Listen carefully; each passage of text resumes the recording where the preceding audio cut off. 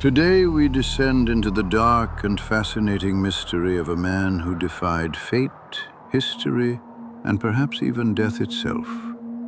Grigori Rasputin, a name that evokes fascination and fear, legends intertwined with reality.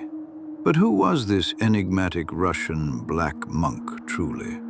And how did he survive what would have destroyed anyone else?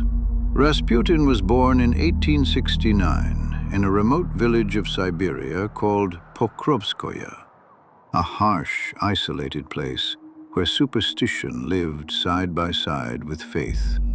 He was an illiterate peasant, born into a humble family, immersed in the brutal reality of rural life.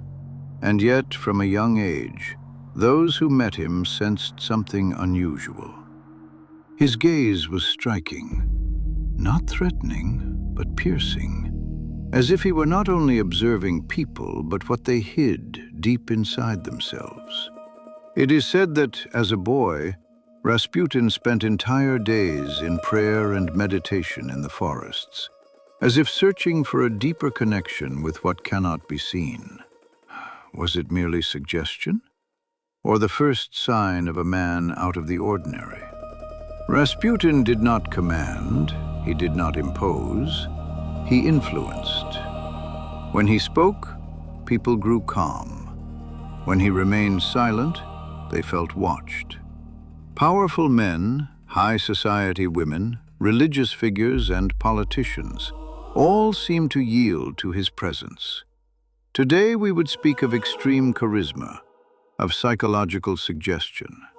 But in early 20th century Russia, many were convinced that Rasputin possessed a mystical gift, an invisible power, yet real. Rasputin's destiny changed when he was summoned to the imperial court. Tsar Nicholas II's son, the young Alexei, suffered from hemophilia, an incurable and often fatal disease. The finest doctors were powerless. Rasputin was not, or at least, so it seemed. It is said that Rasputin told Tsarina Alexandra, "God has seen your tears and heard your prayers. Do not fear, the child will not die."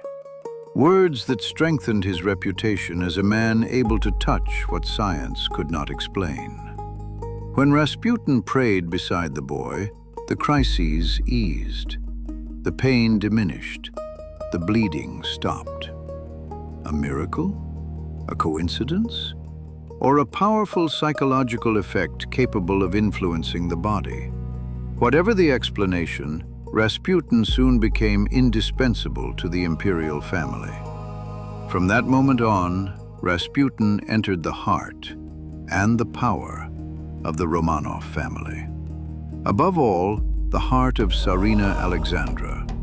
She saw him as a spiritual guide, a man sent by destiny to protect her son and the empire. And here it is essential to understand the historical context in which all this occurred. Early 20th century Russia was not a united or stable nation. Vast rural territories struggled with poverty. Workers' revolts grew in industrial cities, and the authority of the Tsar weakened. In this tense climate, the rise of a figure like Rasputin was seen by some as a sign of hope, and by others as a symptom of a collapsing power. According to many testimonies, Rasputin not only healed, but influenced political decisions, appointments, even military choices. Perhaps not directly, but through the Tsarina's absolute trust in him. A Siberian peasant turned into one of the most powerful figures in Russia. For the nobility, he was unacceptable. For the people, a symbol of corruption. For the Romanovs, a necessity. But what made Rasputin a legend was not only his influence, it was his resilience. Poisoning attempts, attacks, constant threats. Yet Rasputin survived, as if his body ignored what would have killed anyone else. Was it luck, an extraordinary constitution, or a will so strong it could bend even pain itself? It is said that during a visit to St. Petersburg, Rasputin managed to calm an enraged crowd simply by raising his hand. People who might have killed him stopped, frozen by a strange mix of fear and reverence. Some doctors reported that his very physical touch seemed to have a beneficial effect on the human body. Wounds bleeding less, fevers subsiding. And yet, those who stayed close to him for too long often felt disturbed, as if Rasputin could perceive hidden secrets and weaknesses. Rasputin did not limit himself to healing.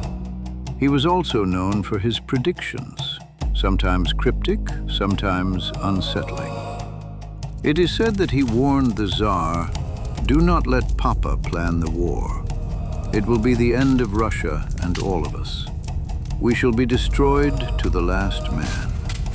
A phrase attributed to him in the days preceding the First World War, which today sounds like a historical warning. Many who encountered Rasputin swore that his words about the future carried an astonishing accuracy, even if often interpreted only in hindsight. During the First World War, when Tsar Nicholas II moved to the front to command the army, Tsarina Alexandra remained in St. Petersburg, growing increasingly dependent on Rasputin's counsel. In those years, he not only influenced appointments and government decisions, but came to be seen as a central reference point for the empire's internal choices, fueling resentment among aristocratic circles and suspicion among the population. In July 1914, a woman named Kionia Guseva stabbed him in the abdomen, convinced she was stopping what she believed to be a false prophet. Rasputin survived the attack and, after a long recovery, resumed his public life, further strengthening the legend of his supposed invulnerability. In 1916, several nobles decided that Rasputin had to die. He had become too powerful, too influential, too dangerous. He was lured into a palace in St. Petersburg. According to the account of Prince Felix Yusupov, one of the conspirators, Rasputin was offered poisoned cakes and wine. But the man ate, he drank, and showed no sign of suffering. Yusupov recalled that Rasputin stared him straight in the eyes, a gaze that made him tremble. Panicking, he shot him. Rasputin fell, but shortly after, he rose again. He was shot several more times and finally thrown into the icy waters of the Neva River. He died there, as if he had resisted everything until his final breath. It is also said that in a letter to the Tsarina shortly before his death, Rasputin wrote, "If I am murdered by nobles, none of your children or relatives will remain alive for more than 2 years." A dark premonition that intertwines with the tragic fate of the Romanov family. Who was Rasputin truly? A healer? A manipulator? A man endowed with extraordinary abilities? Perhaps we will never know. But one thing is certain. Rasputin defied the physical, psychological, and social laws of his time. And even today, his name continues to disturb and fascinate. I am Armil, and I will continue to observe and to tell every story that challenges our world. If this story intrigued you, leave a like and subscribe to the channel. The story of Rasputin leaves us with an open question. How much of what we call impossible truly is? Write your thoughts in the comments. Was Rasputin a special being, or the man who walked between faith and power, defying death and destiny itself.